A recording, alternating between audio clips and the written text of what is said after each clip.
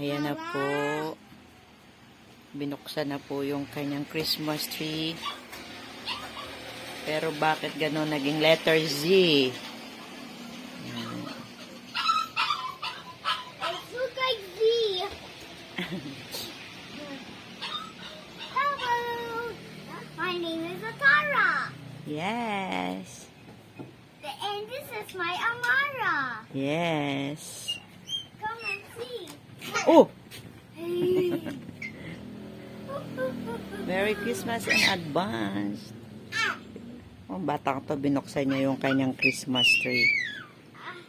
Hindi yan tree pala. Yung parang, ano ba tawag niyan, Atara? Come on.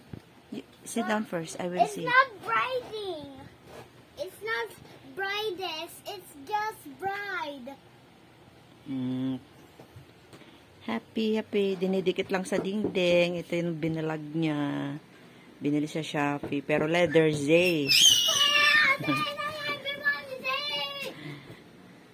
Ang cute na.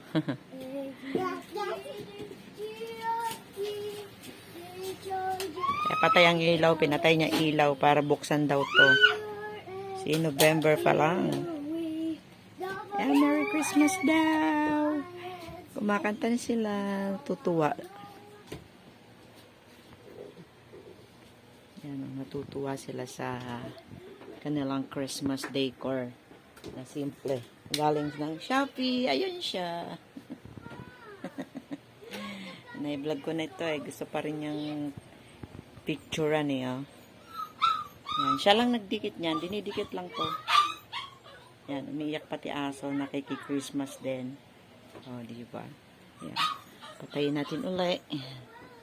Nakakabit lang po yan sa dengdeng. Yan. See? Ang cute-cute naman.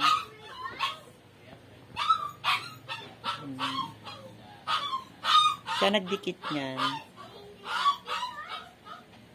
Siya rin nagkabit. Nabili lang siya. Lazada yata. Ito sa Lazada.